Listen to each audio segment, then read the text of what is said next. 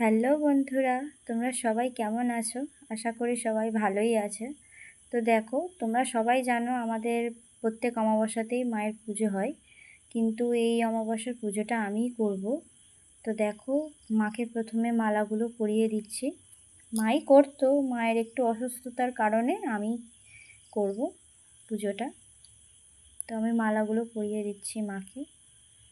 খুবই ছোট করে ঘরোয়া করে একটা পুজো আমি মায়ের দিই। খুব তো ঝাঁকে হয় না, প্রত্যেক মাসেই তো মায়ের পুজো হয়।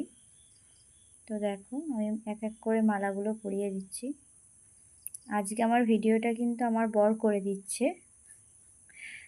সে কিন্তু আজ আমার ভিডিওটা করে দিচ্ছে, দাঁড়িয়ে আছে ওখানে। তো আমার মাকে পরানো কমপ্লিট। এবার আমি আমার শিব ঠাকুরকে, লক্ষ্মী ঠাকুরকে এক এক করে সবাইকে পরিয়ে দিচ্ছি। দেখো কেমন লাগছে।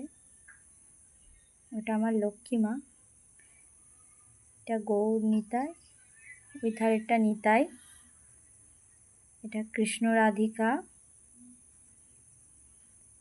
আর সেদিকে আছে তোমার গৌর বা নিতাই, আমি তো ঠিক বুঝতে পারি না। দেখো আমার সব পরানো কমপ্লিট। আর এদিকে আছে আমার ননীগোপাল। আমি একটা সুন্দর মালা ওকে পরিয়ে দিলাম। তবে এবারে আমি রাখবো আমার ঠাকুরের ঘটের জন্য, এটা আমার মায়ের ঘটে দেব।